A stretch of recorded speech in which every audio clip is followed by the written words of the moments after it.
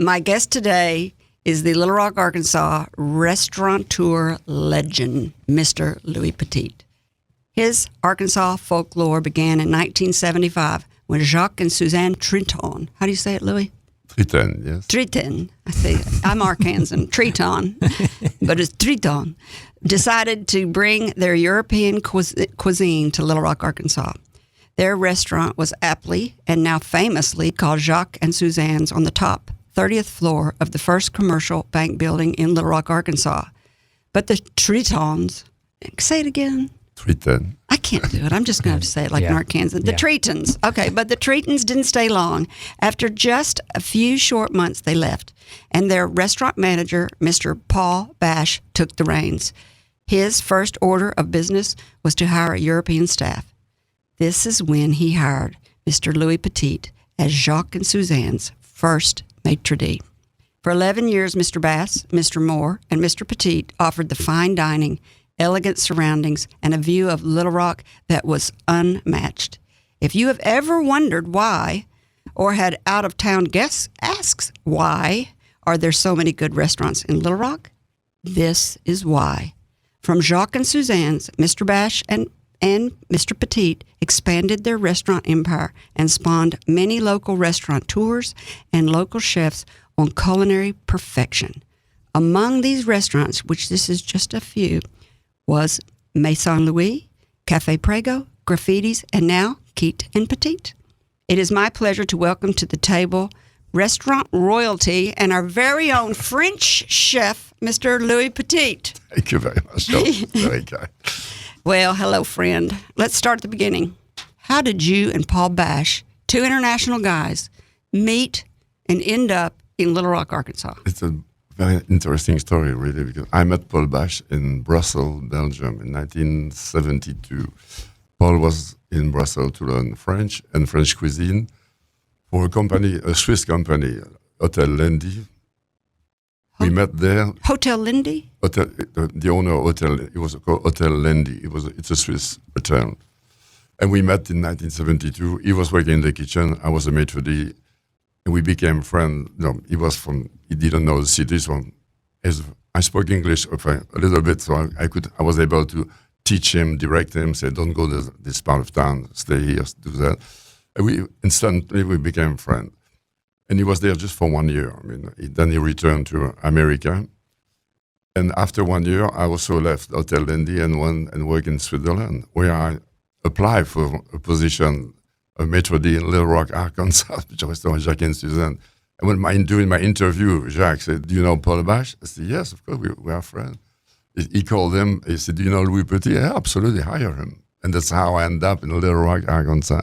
And Paul Bash, being from Findlay, Ohio, it was foreign for him, it was for me. You know, when you come here, you have inches and ounces, and it's a different... The metric system. You don't have the metric system. No. But so Paul took care of everything, and Paul is an amazing organizer, first to begin with. And he's a great person and a great chef, of course. He was the... How did Paul Bash meet Jacques and Suzanne's? How did he even end up there? And why were you applying? How did you find out about it? It's life. Those defining moments in life. The gentleman that got him the job in Brussels is an American gentleman named Neil Mowry, who was married to the daughter of the Mr. Landy. So it's networking. And they were network. They were playing golf together. He was a golf partner of Jacques Triton, and Neil Mowry were playing golf together. And when Jacques said, we are opening a French restaurant in Little Rock, Arkansas, do you know anybody? Say, yes, I have Paul Bash, who lives in Little Rock. No, he lived in Findlay, Ohio at the time. So but they met, and Jacques hired Paul to run the kitchen, design the kitchen even much. No, the 30th floor was a virgin. We had the whole floor. Remember, it was an amazing restaurant, so beautiful, with the view at a sunset on Momo Lake. Now we have the bar, the main dining room, the private room. And the kitchen was the best view. We could see the airport from there. It was amazing. Oh. It was the tallest building at the time. But yes, it was such an adventure. I mean, I remember we met in Geneva together, and we were. My dream was to come to America. Like, in fact, it's another story. I mentioned it to you earlier that I was born during World War II, and my generation, we are very grateful to American for making us free. Yeah. And so the seed was planted when I was a teenager, and my dream was to come to America, and the door opened because of.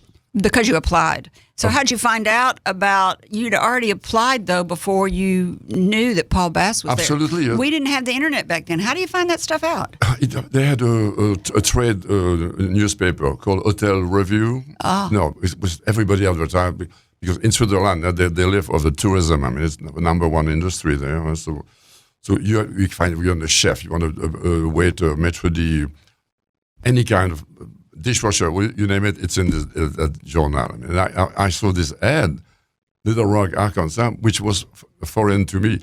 Everyone says, why did you come to Little Rock and not, to New York, San Francisco, Los Angeles, like everyone else does?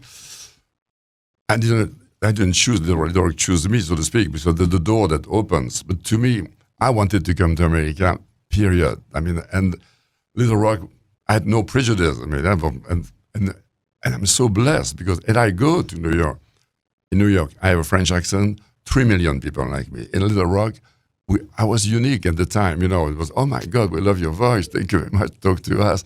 It was instant recognition. I mean, so this was an amazing part of the success also that we were. You are French royalty to us because we didn't have any Frenchmen here. We were like, Louis Petit's here. But that's what you're like a celebrity. Yeah, exactly. I mean, because I don't think I'm a celebrity. I don't think I'm famous. I don't think I'm just a lucky waiter. That's the way I look at myself. Because coming to Little Rock in a brand new, beautiful restaurant, so elegant. I mean, on top of the building. It was a work. Were you scared? How'd you learn anything? So you saw that there was an opportunity in Little Rock. Your friend Paul Bass was here. Serendipity that y'all ended up together in Little Rock. But you didn't know anything about Little Rock probably. How did you learn about it before you came, or did you just come? I did not learn anything, but I just came with an open mind, first of all. We had heard the trouble of the high school in 1969, I think. 59. Mm-hmm. 59, sorry. Yeah. So we knew a little bit about it, but this was okay. I mean, it's life. I don't have preconceived idea. I didn't come here thinking. I was so happily surprised, to be honest with you. First, the way we were greeted by just to tell you an example, where Jacques and Suzanne on top of the building. Yeah. When we arrived, the kitchen was not functioning, and we were putting still rug on the floor, hanging chandelier and everything. So we would go every lunch to the group of all the European. We were about 15 people, I think, altogether. We would go to the Minutemen downstairs. It was a burger place to have lunch. And we would sit down at a big table, and the public would come to us and say, welcome to our city. We thought, oh my God. Because just hearing us speaking French and laughing and having, everything was new to us. And they were so nice to us. I mean, the little girl behind the counter taking our order. I mean, and the public coming to us and say, welcome to Arkansas. Never heard that. In Europe, they are much more formal. I mean, they're not as open-minded. And snobby. A little bit much more snob. I mean, that's why, to me, I mean, coming to Little Rock has been the highlight of my life. I mean, so everybody, including me, thinks you were born in France because you speak French, but you were actually born in Belgium. In Belgium, yeah. I'm a French-speaking Belgian. I'm a Walloon. I mean, that's... You're a what? We have in France, we have a Flemish part of Belgium and the Walloon. I'm a Wallon, which is like Wallonie. It's a French part. I mean, that's what we do. But you have to learn both languages, otherwise you are a foreigner in your own country. I mean, and of course, and also you have to go to learn other, like German. We are so close to each other. That's what when you see America, how beautiful this country is, how big this country is. I mean, in Belgium, from the North Sea to the Luxembourg border, there's about 200 miles. So you are in and out of the country in 200 miles. You can drive 3,000 miles, 5,000 miles, and you're still in America. You're still in America, speaking the same language, the same rule, the same law. We're so spoiled. So spoiled. I mean, and so it's true. It's such a beautiful country, too. I made a road trip a long time ago. We drove from Florida, where I live now, to Louisiana, Oklahoma, Santa Fe, Grand Canyon, Las Vegas, Los Angeles, San Francisco, the Highway 101 to Seattle, across the Atlantic. I crossed until I hit the Atlantic Ocean and come down. And North Dakota, South Dakota, the president, it was beauty of the big sky of the country. I mean, and it is a big country. It is real. I mean, how long did that take you to drive? About 6 weeks. Then it was the thing I did. Another dream of a child, of a teenager dream you have. You want to do a road trip. You want to go to South America. You want to do the Pan American. You want to do whatever dream you have. So you did it. I did it. How long ago? Oh, it was like 15 years ago. Oh, not that long ago. No, I mean, no. And I'm planning another one now.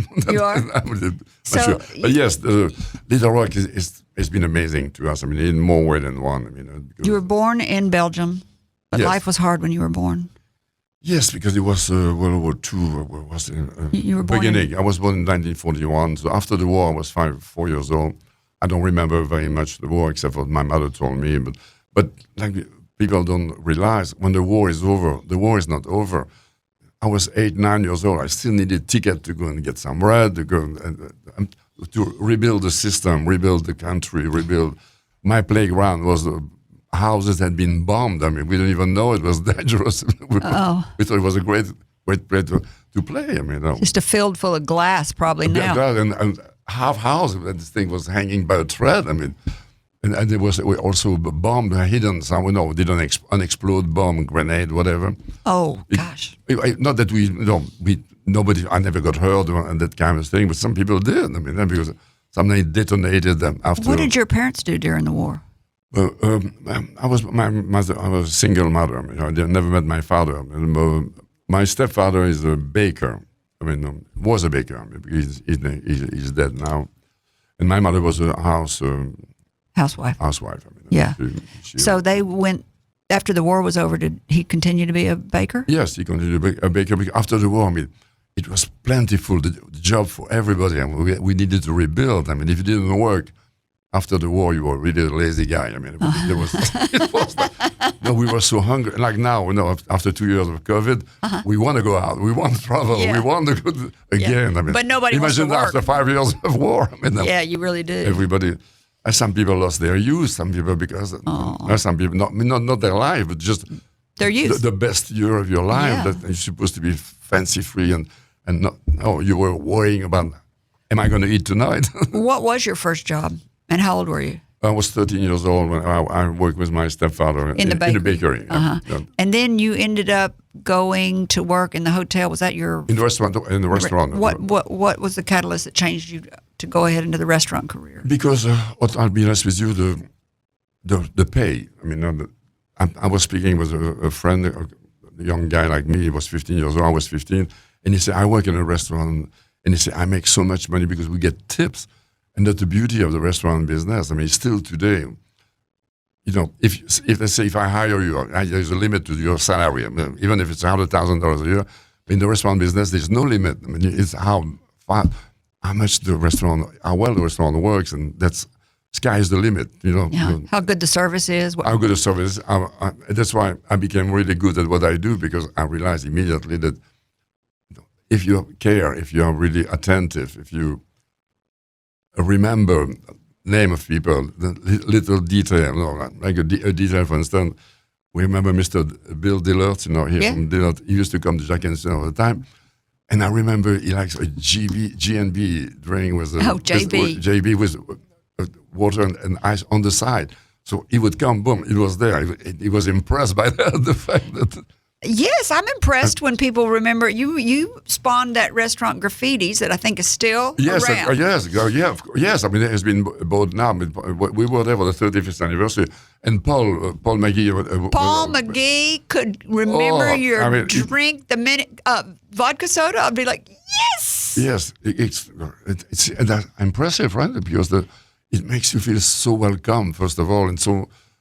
It's just a feel-good feeling. Oh. You arrive and say, how is this guy? Because, he sees 1,000 people on a month. I mean, oh, and you didn't even have to see Paul for 2 months. And when you walk in, he may not know your name, but he knows what you drink. he was very, very excellent at that. I mean, and that's the secret of a successful restaurant, to surround yourself with this kind of talent. I mean, this kind of... That's exactly what other restaurateurs have told us, is that it's all about the talent and treating your people good. Absolutely. It's the success of a restaurant is always the teamwork.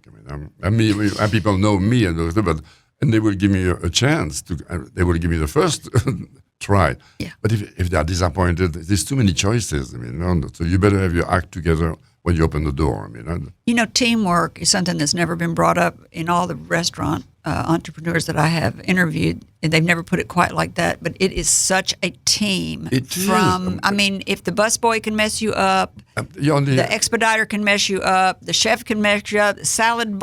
Yeah, the weakest link in your will show up in a heartbeat. Absolutely, but we have with the synergy of the talent of people, someone will see if there is something is wrong, and they will correct it before it hits.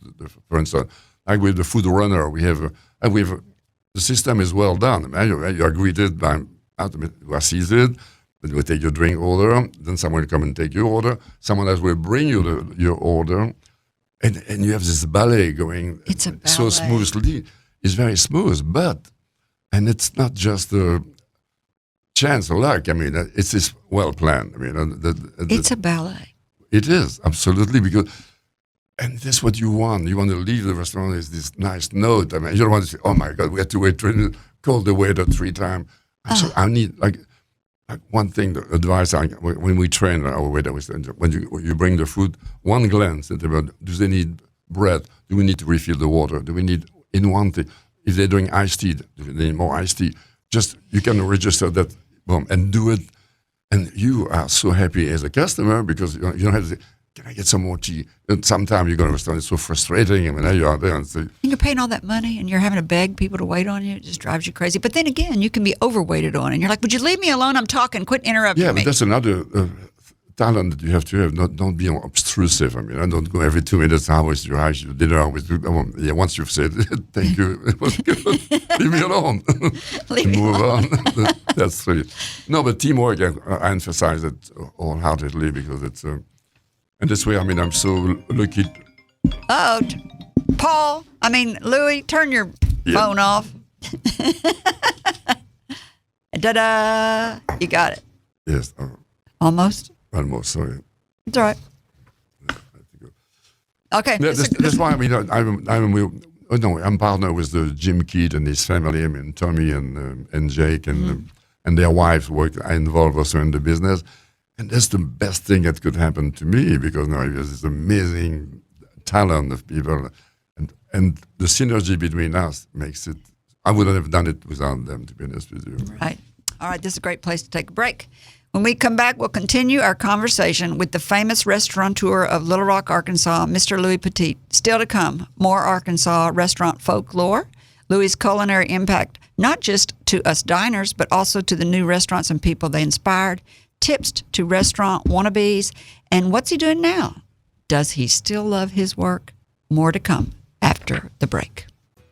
You're listening to Up in Your Business with me, Kerry McCoy. I'm speaking today with one of Arkansas's favorite sons and restaurant royalty, Mr. Louis Petit, who was introduced to Little Rock in 1975 when he was hired as the first maitre d' of Jacques and Suzanne's European restaurant atop the first commercial bank building. So before the break, we talked about Louis was born in 1941, about the war, how he ended up in Little Rock, how much he loves Little Rock. You should be a spokesperson for Little Rock. You should go around and promote this city because everything you say is right on and it's always so true. And I hear that so much from the people that I interview. Great, we should do the best of compilation of all the great things that people who came to Little Rock say when they get here. They're always pleasantly surprised in how they love it and how they've stayed. But now we're going to talk about Jacques and Suzanne.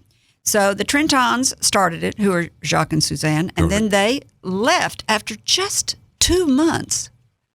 Why? No, not 2 months. It was 2 years. Oh, no. Well, I somewhere read 2 months and thought, golly, that's like nothing. No, of course, it was 2 years. No, true story. Suzanne didn't really appreciate Little Rock that much. She was we don't want her being a spokesperson. No, she was a kind of a spoiled lady from Geneva, Switzerland, and very nice person, don't get me wrong, and so was Jacques. But Little Rock was not a cup of tea, but that was again, that's why Louis Petit, I love America so much again, because the bank, First National Bank, Mr. Finn Levinson, who was the president at the time, they said we cannot go to the stockholder and say we just blew $1 million up there in 2 years, because they are leaving. So instead of that, they came to Paul Bash, Ed Moore, Kathy Goss at the time. She's now a lawyer, but she was a partner at the opening of the restaurant. And me, Louis Petit, said, if you stay, we will make you co-owner of this restaurant. And we signed $300,000 worth of debt each. Because... But that's opportunity. You see, only in America do you get this opportunity. And it's, again, a defining moment that you have to seize. Because I was scared to sign this note, to be honest with you. Maybe you don't remember that. Jimmy Carter was president. Interest rate was 21%. Oh, you did not. It was the oil embargo. We could not, we said, please keep the air condition on 72 to try to save. It was a different time, But again, you signed a note with 21% interest? Yes, and it was and we paid it over 10 years. Don't get me wrong, and it's a beautiful story. But again, like I said, my mother said, you don't go in prison for debt, so just do it. Oh, you don't go into prison for debt. No, you don't. That's a good thing. Just sign the paper. You believe in it, do it. And that's what we did. We believed in what we did because we loved it. And the city loved us. Yes. Right? And you don't find this kind of love all the time. You said something so entrepreneurial. You just said debt is an opportunity. People don't realize that. People think that debt is a death sentence. They're like, oh, don't go into debt. And you're like, no, debt is an opportunity for cash. Cash is what you take to take risk. Absolutely. And that was, we became successful, of course, and we opened Graffiti, which was an amazing success also from the day first. And of course after Maison Louis and Alouette and remember Le Casse-Croûte? Denis Sayer. The what? Le Casse-Croûte. It was a small restaurant in West. Le Casse-Croûte. You remember that? Oh, I forgot about that one. Amazing place. And Denis, he was a team in the Jacques and Suzanne, also one of the best chefs ever. He has some because you can. As you know, you can buy cookbooks. If it was that easy, but you need this little tour de masse, je ne sais quoi, savoir-faire, and the taste. Denis would taste the thing, boom, a little pepper, you cannot write that in a cookbook. It says guideline. If you like, put in a quarter of a teaspoon of salt, but then you taste it and you go, oh no, we need a lot more salt. Exactly, and the thing, that's the talent that those people have. But yeah, the Casse-Croûte and all those restaurants were. And sauces, you gotta know. I love a sauce. Excuse me. You gotta know when a sauce. You can't read how to do a sauce in a cookbook. Exactly. You got to do it over and over and over again. Fail. Fix it, fail, fix Absolutely. it, and have a passion for learning about it. Because if you don't... No, and that's, again, that's where you come back to the talent of people like Denis, Michel Depreux, and all those amazing guys over the years, that followed us. And we train, so many people also. And I think Peter Brave... Did Peter Brave come from... I thought Peter Brave... He worked with... He was young, he was... Yes. He has his talent. Don't get me wrong, doesn't take anything from his talent. We didn't create Peter Brave. Peter Brave had in himself to be a wonderful chef. Don't get me wrong, but it's so many people came through our kitchen. Yvette Brady. Who did 1620. Remember Yvette? Oh yeah. An amazing lady. Great chef also. And she's a caterer now, isn't she? Now she had some health problem. Because as you know, the restaurant business, that you're always on your standing up, and so her health was a bit difficult. But yeah, she still has a talent. She still has a caterer. Her mother was already in the catering business. When we arrived, we met Mrs. Brady. The first time we discovered. It wasn't. Suzette was at 1620 with you.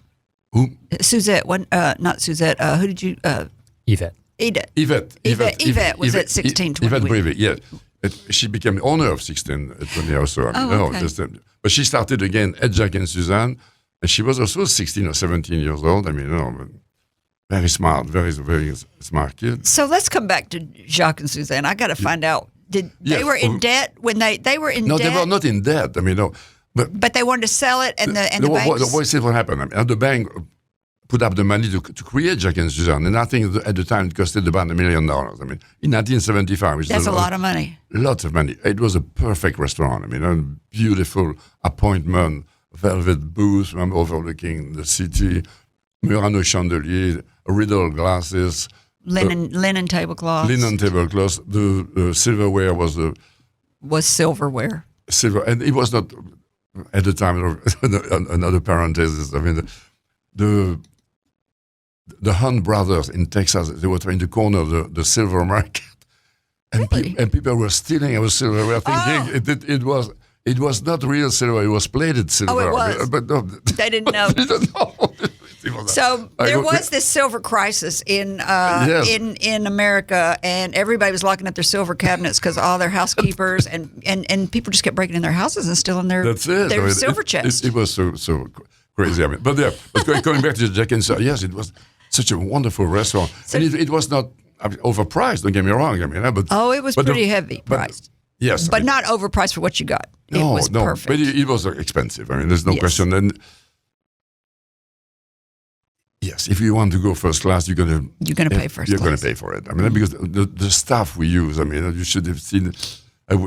Another detail, we used to have Chateaubriand Escoffier, that we cut table size and with like 7 different vegetables. Carrot, turnips, fennel, broccoli, cauliflower, and it was like a beautiful arc-en-ciel rainbow on your plate. But it took hours literally for the lady to cut by hand. And I hear sometimes some people say, I think they're using canned potatoes. They all look the same. It's true. Wow. It took They're so beautiful. It took such a long time. See, that's the care. That's the love you put in the thing. The mushroom was completely, it was sculpted literally. Sculpted. That's incredible. It was incredible. I only ate there maybe once or twice. I couldn't pronounce anything on the menu. I was completely intimidated. Well, that's it. Our job was not to make you intimidating. I would just make it easy because you don't go to a restaurant. It's not a test. It's not like you have to start. It's a pleasure. It's a joy. But the beauty, I remember Jacques and Suzanne, you would get dressed first of all to come to go out.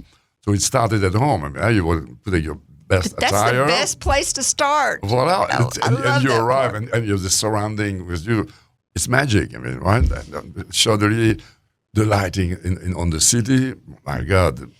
So many people don't realize that when you dress up and go somewhere, you are complimenting the hostess. You are complimenting the restaurateur. Exactly. They sometimes get self-conscious about it, and they think, I don't want to overdress, or what if somebody thinks I look funny? When really what it is no matter how you dress, as long as you show you took effort, you are paying compliments to the people that are waiting on you, to the people that are serving you, to the restaurateur, to the hostess, whoever. But yeah, you look like you cared enough to dress up for them, I guess is what I'm trying to say. Remember also at the time, it was mandatory to wear a jacket and a tie for the men. So if you didn't have one, we would give you one. Right. We had some there for the thing. And the lady, of course, you can wear your best attire, that's okay. But which we love to do. Yes, that's it. And it's part of it. It's part of the fun. I think. I do too. Play and dress up. When I was single, we used to get dressed up to go out to the bars and stuff. We would start at 7 or 8 o'clock. Well, we played dress up all the way till 10 o'clock at night before we ever even got out the door, and that was never as much fun as them getting dressed at the house.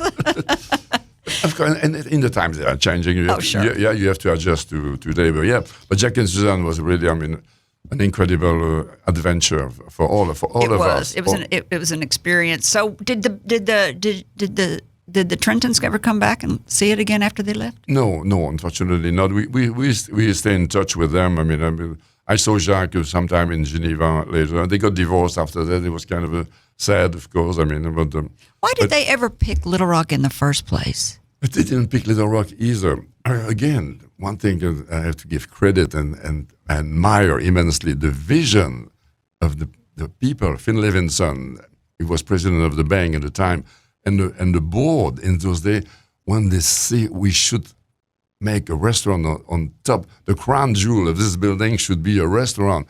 It could have been a head office for a big company. I mean, I make a lot of money on the rent and not bother with because it was a challenge to make a restaurant there. We could not use gas, for instance, for the kitchen. We had to use electricity.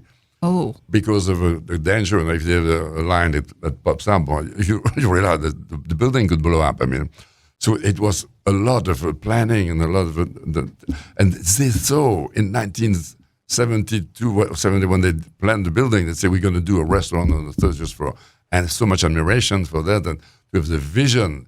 Because Little Rock, maybe I don't know if you know that, until 1972, I think, was a dry county here. Mm-hmm. It was when liquor was not. Little Rock? Yes. Until really? Yes. So in 75, I think 72. I could be wrong with that, but when we arrived in 75, we brought all the great wine and everything. And the Strauss distributor existed, and Barrett Hamilton and all those places.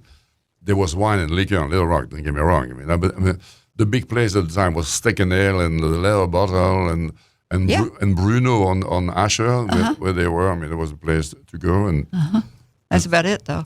So we talked a little bit about all the people you inspired, but after 11 years, you decided to close in 1986, Jacques and Suzanne's. Why did you decide, and how was that decision made?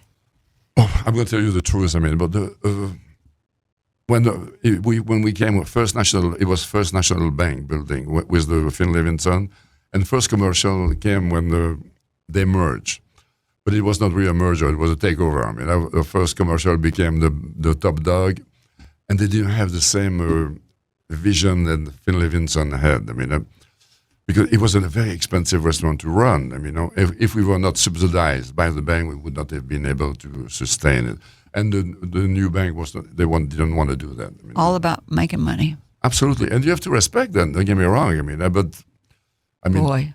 Yes, but you see the vision again of those people that they say, if we divide the cost of this restaurant by all the square footage in the building, it's pennies per person. I mean, it's not right.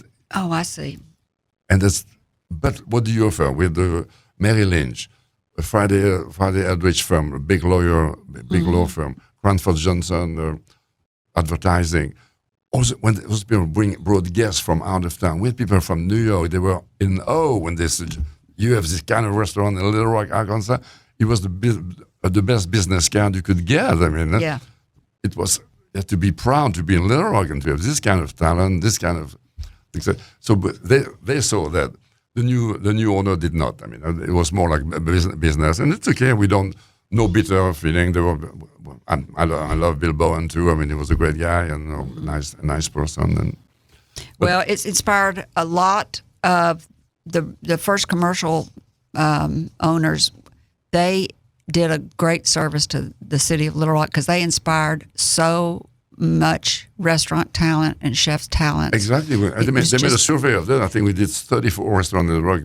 34. Spawned from the Jacques and Suzanne school, so to speak. Like I say, we do not train everybody, but we inspire them. And that's right. And that's a good thing. I want to talk about every one of those. So let's take a quick break, and when we come back, we'll continue our conversation with the famous restaurateur of Little Rock, Arkansas, Mr. Louis Petit. Still to come, more Arkansas restaurant folklore, Louis' culinary impact, not just to us diners, but also to the restaurants and people they inspired, tips to restaurateur wannabes, and what he's doing now. Does he still love his work? More to come after the break. All right. That's a storm. Okay, here we go. You're listening to Up in Your Business with me, Kerry McCoy. I'm speaking today with one of Arkansas's favorite sons in restaurant royalty, Mr. Louis Petit, who was introduced to Little Rock in 1975 when he was hired as the first maitre d' of Jacques and Suzanne's European restaurant atop the First Commercial Bank building in downtown Little Rock. Let's talk about some of the restaurants that you started. And I just want to tell everybody at the break, we were talking about the way Louis talks. Son Gray and I were talking about he has a beautiful way of speaking, and then he uses the word beautiful a lot, and that it's just lovely, and that And I told Gray I was going to start putting that word in my vocabulary. Beautiful. All right. Let's talk about, you said you spawned. Is that the right word? Yeah. No. Okay. Spawned 34 restaurants in Little Rock? That's what I didn't count them personally. I mean, it was what 32, 34, yeah, 36. But talent that worked with us in the kitchen and then opened their own place. And I was saying Peter Brave, Yvette Brady, 1620. Of course, Denise opened the Casa Croûte, then Alouettes. Then they did also the Purple Cow. And that was the same family. I was not involved. So graffiti, of course, and that was been there for 35 years. I was part of it at the opening. I mean, and Maison Louis was your... And Maison Louis was mine. When I branched out of with my partner, how could I say? I wanted more, so to speak, you know. And in a partnership, when you have 4 partners, you have to listen to 4 opinion, and it's okay. We are still friends today, don't get me wrong. We never fought or anything like that, but me, I wanted more. I mean, I was thinking, so I said, I'm going to branch on my own and do, because there again, we kind of, Jacques and Suzanne lived those 10 years, and I wanted more like a bistro type food. I mean, more every day. No, Jacques and Suzanne, let's face it, was a special occasion restaurant, and people would celebrate. We would have whether the birth, you get engaged or your anniversary, you would come. Great celebration. It was a perfect setup for that and the perfect setting. But it was feast or famine, for instance. No, like we find out the hard way here that when they have a Razorback game, for instance, with the worst night of. Nobody shows up. Nobody shows up, and was thinking, whoa, weird. Weird. I mean, because I thought, no, not just football game, restaurant. Yes, sir. Be careful. Don't. And most restaurants boom after a Razorback game. Of course, I mean, I would, but they're casual. Not ours. I mean, that's exactly. It was, but no, small thing like that. I mean, and again, I like other restaurant also in North Little Rock also was opened. Ciabaci, of course. I was going to ask you if Ciabaci is one of yours. Suzanne and Alain Boscarolo. Alain worked with us at Jacques and Suzanne as a maitre d', and his wife, who now owns Ciabaci, and she's an amazing restaurant owner, very talented. Did you already say Alouettes? Alouette, yes. Yes, you did. Yes, Alouette. It was Denis and Paul Bash and my owner. And why did you close Maison Louise? It was going great. I used to eat there all the time. But that was a more, how would I say, the personal problem. But I made a mistake to work with my wife. So no, that was Prego. No, that's after. A different wife. Yeah, no, it was the same wife, but I didn't learn my lesson the first time. No, just kidding. So Maison Louise was with your wife, but Cafe Prego was with your wife. Yes, it was with my. When I started Cafe Prego, I did it with my sons. Then my son moved to Florida, where we opened a restaurant there. And then Jacqueline came back and worked with me. I mean, she's very good at running a restaurant, but we don't have the same philosophy as far as management, and I'm much softer than she is. Oh, she's a fiery woman. Yes, she is. I mean, we are still friends, don't get me wrong. Yeah, no. And I still love her, don't get me wrong. I mean, it's not, but... you were married a long time. Yeah, 25 years. Well, I was talking to another Jim Keet, your business partner at Keet Petit, and he's been married 50 years this year. And I said, this restaurant business and hotel business and service industry is tough on marriages. And I don't know Top it off with the fact that he goes up in a plane every few days. Yeah, he told us about flying on his plane. Oh, yes, he's an amazing man. I mean, he's totally incredible. I mean, he's a pretty incredible guy. But we talked about the stress that this career that you've chosen is on a marriage and children and all of that. Yes, it is definitely, and it is very difficult to stay married in the restaurant. First of all, the hours, you always work Christmas, the Saturday night, whatever. But for me, it was not a problem because I really love what I do and I'm good at it. But you're a French man. Yes. And you like women. I do, and that's there's a lot of women in the restaurant business. I can resist almost anything except temptation. But women. Wait a minute. That was the thing. No. I mean, he's speechless. It's true, and it's difficult. I don't want to give away the secrets, but no, it's true. The restaurant business, you're always. People are celebrating, and you are part of that celebration. You know? you become almost intimate with them because if, like my son said in Florida, he said, Dad, if you want your customer to enjoy the time, you have to party with them, so to speak. I mean, you're still working, don't get me wrong. You're not drinking or anything like that, but you are there cheering. You're the cheerleader. And the energy. And it's difficult for a marriage, absolutely, because... Is your son married? All of them are divorced also, yes. They'll be married and divorced. How many sons do you have? Two? Three. Sons, Are they all in the restaurant business? All of the sons, yeah. We work together, as a matter of fact, yes. All of them are in Florida at the bar or the restaurant? They were, Louis, my son, we have Jacqueline. I had the two sons with my first wife, and one son was my second wife, Jacqueline. Louis, who is now back in Little Rock, and he works in the real estate business. Oh, he got out. He got out.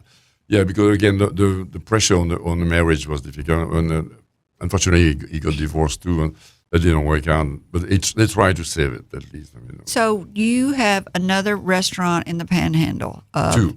Oh, two restaurants in the Panhandle. Yes. Is it called the Red Bar? The Red Bar and Louis. And yeah. Louis. Yes. But Louis is not there anymore.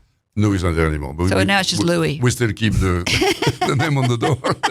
And we have a number 3 Louis, my grandson. We'll never know. Maybe he'll come. Maybe he will come back. But yes, it's difficult. I mean, because. So are the other two sons down there running those restaurants? Yes. Yeah. Two sons and my daughter-in-law working with me. My grandchildren working with me. I have Rosario. He's 20 years old. Your grandson's 20 years old. My grandson's 20 years old. And he's working in the restaurant business. Yes. Where? Which one? Louis. No, he's not. We have 3 generations at the door. Would you believe it? His mother, him, and me. Oh, I just love it. People love that too. Yeah, it's very exceptional, and we get along. We still love each other. That's the beautiful part. Who part. could not love you? First of all, I just want to say that. Thank you so much. Even if you are a cheating scoundrel, who could not love you anyway? I would love you. I mean, Thank you. Do we keep that in the show? I don't know. Yes. No. So now you're at Keet and Petit, your latest restaurant to open in Little Rock. I think it's your latest one to open in Little Rock. Yep.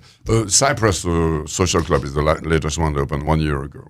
Are you part of that? Yeah. Oh, you are? Yeah. So for the people that don't know, the Cypress Social Club is the old Cock of the Walk in Maumelle, and you kept the Cock of the, am I saying it right? Cock of the Walk? Cock of the Walk, yeah. Kept the street name. Kept the street name Cock of the Walk. Mm-hmm. I think that's really clever. Like Grace said, it was homage. It was a landmark. I mean, it was there for 35 years. If you were to change the name of it, since the restaurant's so far back away from the street, and you did change the name of the street, nobody could find it because everybody would be like, I don't know where it is. Where's the street? It's very difficult to find. But it's way far off. But it's worth looking for. It's beautiful. I mean, and again, that's what I hear. It's new from the top to the bottom. Yes, Jim did. What's the kind of food?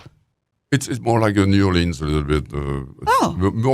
More casual, a little bit more casual than the Petit and Keet, but very good food: oysters and alligator and Cajun, a green tomato, more Cajun. Okay. Yeah. So, have you got smoked oysters? Yes. Where? At Cypress.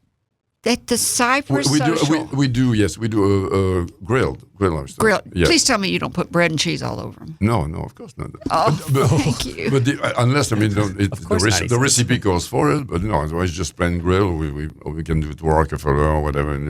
I just want, when I go to Florida, I just want a nice smoked or grilled oyster on the half shell. You don't have to go to Florida anymore. You're right here in Maumelle, Cypress Social Club. You have the most amazing oyster. It's huge success. And go Tuesday night. Okay. We give you a special deal. Tuesday nights. Make a note. Tuesday nights at Cypress Social oyster. in Maumelle. Actually, it's in North Little Rock. I hear it's right on the edge of North Little Rock. But you take the Maumelle. I called it Maumelle. It's right there. Might as well be. Yeah. Well, I went to the oyster bar, which we interviewed Chris, but every one of his oysters has breadcrumbs and cheese on top of it. There's not one, every one but the raw one. He has all. I've tried every one of them, and they're just to me they're smothered in too much stuff. It's very Southern to do that, though. Mm-hmm. Smothered in breadcrumbs and cheese is so Southern. But I like Chris. I mean, he's a great guy. Yes. So wonderful. Yeah. But I'm sure you can ask him to do it. It's not that big of a deal to keep How did the idea leave? I don't know. I hate to ask the waiter to change a recipe in the back for some reason. I feel like it's going to always mess the table up. It's going to mess up the synergy and the flow of everything. If it can, yeah, sometimes it can. It's true. I mean, that's chefs, they don't like the changes. I have a friend that every time we go out, she changes something. She goes, "Oh, you put cheddar cheese on that? Well, I want Swiss cheese." And I'm like, "Do you really have to change everything?" And I'm like, I won't go out to eat with her anymore. "Oh, this is shrimp and mushrooms. Well, I don't want any mushrooms." I'm like, "Well, then get something else." That's funny. So you have good shrimp out at this place, I bet. Great shrimp, yeah. I love great shrimp, and we have great shrimp at the Petit and Keet also. Yeah. So Petit and Keet, how did it come about? How did you and Jim Keet, even though you've probably known each other because you're restaurateurs forever, how did y'all end up? About 45 years. I mean, but we've been friends, and Jim has a condo in Florida next to our restaurant. And we would get together. And one night, we went he invited me to have a bottle of wine, and 4 bottles of wine later, we decided would be a good idea. Well, everything sounds good after 4 bottles of wine. Jim came up with the idea. I mean, he said, "Louis was your good name and our name," and because Jim is much more experienced than me in opening restaurant. He's opened 150, I think, altogether. So yeah, he's an incredible entrepreneur. I mean, and that's. What city is the Raw Bar in Louis in Florida? What city is it actually in? Louis is in Santa Rosa Beach, and the Red Bar is in Grayton Beach. Which are all right there in the Panhandle. Next to Seaside. Next to Seaside. Seaside, that's a. So, what's your biggest season down there? Is it summer or is it summer? Summer, yeah. You know, Miami's biggest season is the winter. The winter, yeah, but it's still a good season now. We just finished the fall break. It was like summer. It was incredible. What are some of the lasting recipes that you use from Jacques and Suzanne's? I know you've got some. No, we don't. A salad dressing. No, not even that. Paul Bash has still. Louis, I thought it was damn phone. Okay, it's a great place. Okay, so every time his phone rings, we're going to take a break. You're listening to Up in Your Business with me, Kerry McCoy. I'm speaking today with one of Arkansas's favorite sons, my favorite son. Just kidding, Gray. And restaurant royalty, Mr. Louis Petit, who was introduced to Little Rock in 1975 when he was hired as the first maitre d' for Jacques and Suzanne's European restaurant atop the first commercial bank building. If you're just tuning in, you've got to go back and listen to the stories of when Louis came here and about Jacques and Suzanne's. It truly is part of restaurant history in Little Rock, and you really are royalty, and you felt like royalty because you were like the only French guy in town, although you're not really French, you're Belgian, who speaks French. Yes. You're like a really confusing guy. I'm a Belgian guy who speaks French and lives in Little Rock. Oh, yeah, no, I don't. I live in Florida. All right. Man of the world. He is. He really is. What is next? You got another restaurant in the making? No. I'm stopping now because now. Do you still love what you do? I still love what I do. Yes. You do. I can tell. I enjoy it. I feel so special because all the friendship that you create over the years, of course, and it's an. Damn it, Louis! Somebody come get Louis' phone. Can you hear it? No. Yes. All right. It's like, yes. He's so popular. Yeah, I mean, it's true. I still go to work with pleasure. I mean, that's one of the things I wish to anybody who has a job. No, that's you. I am the leader. So my first thing I do in a restaurant is say hello, hug, kiss. Depending, in Europe we kiss. I mean, the thing. And hug and kiss. Hug and kiss. It's a new day. Happy to see you. You are part of the success, and let's do it again today. I mean, it's a brand. You have to. In the restaurant business, you can. The most important thing is to be consistent. That's what we are aiming for. I'm aiming for not to be the best restaurant in the world. Or people say you are, but we know better. We are a very popular restaurant, and we try to be consistent. The quality, the service, the mood, every day, day after day after day. Forget yesterday. We start all over today. Keep both feet on the ground, and that's. An advice I would give to anybody who open a restaurant. I mean, just love what you do and just keep it simple. And be consistent. Be consistent. That's most important quality in a restaurant. Next time when you're out, you tell your friend, oh, have you been to Cypress, or have you been to Petit and Keet, have you been to any other restaurant? And you go back and it's not good. It's good.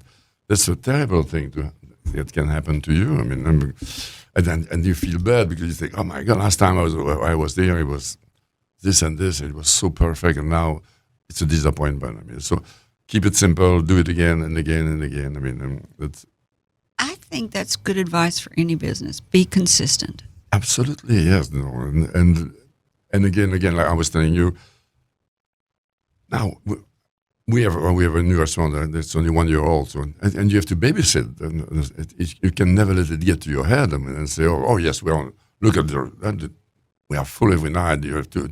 You call, can I have a restaurant? No, we are fully booked. Sorry, nothing for 2 days. Still, keep your eye on the ball. Don't let it get to your head. I mean, it can stop tomorrow. Just be. It's all about, you said, loving what you do, and I think sometimes that's a choice, don't you? It's a luck, I think. Yeah. Sometimes you would say, I feel it's my universe. I mean, when I get into, I pass the door, I see my collaborator. We're happy to see each other. The synergy between us is good. I'm like the chef d'orchestre. I mean, at the door, and we greet you. We're gonna sit So you go to some restaurant, they sit you, and then you don't see the waiter for 10 minutes, and that's stupid. I mean, so we don't do that. We send you to the bar, or we send you to your table. We send you to your table. We know you're going to be taken care of. I mean, and that's those little details makes a good service. I mean. So what do you think the restaurant business of the future looks like? Staffing, food sources, trends, service, takeout versus dine-in?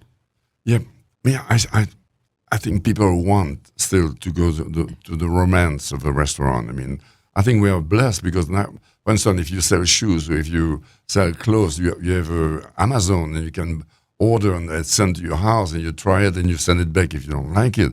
In the restaurant, you still have the ambiance. I mean, then you open the door.